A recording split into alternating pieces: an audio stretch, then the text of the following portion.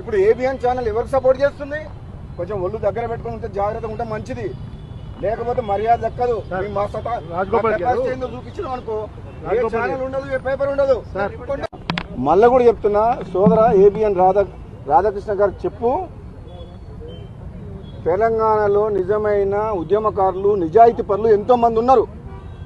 ఇతర పార్టీల నుంచి వచ్చిన ఎంతో మంది వ్యక్తులు ఉన్నతమైన స్థానంలో ఉండొచ్చు.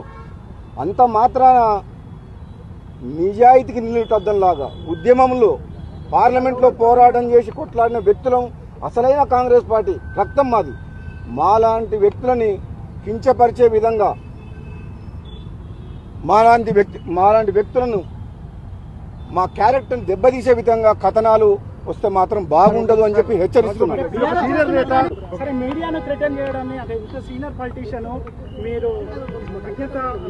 మీడియాని నేను మీడియా అంటే నాకు గౌరవం ఉంది, జర్నలిస్టులు అంటే గౌరవం ఉంది.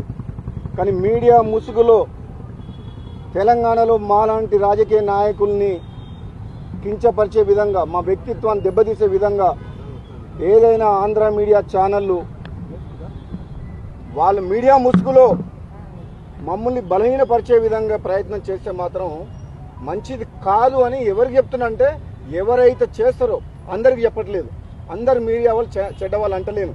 కానీ ఎవరెవరు చేస్తుండ్రు, కొందరు వ్యక్తుల గురించి పనిచేస్తున్నారు వాళ్ళు, కొందరు వ్యక్తిని బలంగా తయారు చేసేందుకు నిజాయితీ పరులైన నాలాంటి వ్యక్తులను కూడా బలహీనపరిచే విధంగా కొన్ని ప్రయత్నాలు జరుగుతున్నాయని మన ఏబిఎన్ ఛానల్ స్టోరీ చూసిన తర్వాత నాకు అర్థమైంది. అందుకని చెప్తున్నా, చాలా కేర్ఫుల్గా ఉండండి. అలాంటి ఛానళ్ళు మాకు కావాలంటే 100 ఛానల్ పెట్టగల శక్తి మాకుంది. ఏబిఎన్ కాదు, ఏబిఎన్ లాంటి ఛానళ్ళు, ఆంధ్రజ్యోతి లాంటి పేపర్లు కావాలంటే 100 పెడతాం. మేమేం వాళ్ళ మీద డిపెండెంట్ లేవు. తెలంగాణ కొట్లాడి సాధించుకున్నాం. ఇంకా ఆంధ్ర మీడియా మీద డిపెండ్ అయ్యి తెలంగాణ రాజకీయ నాయకులు ఎవరు పనిచేయట్లేదు. మాకు మీ సర్టిఫికేట్ మాకు మీ ఆంధ్ర మీడియా ఛానల్ మాకు సర్టిఫికేట్ కూడా చేయాల్సిన తెలంగాణ ఉద్యమం చేసి ఉద్యమం ఉన్న వాళ్ళ జోలికి ఎవరైనా వస్తే బాగుండదని చెప్తున్నా. తెలంగాణ కోసం కొట్లాడలేదు, కాంగ్రెస్ పార్టీ ఎంపీగా నేను కూడా కొట్లాడినా. ఆ రోజు తెలంగాణ ఉద్యమం చేసింది ఎవరు? పార్లమెంట్లో కొట్లాడింది ఎవరు?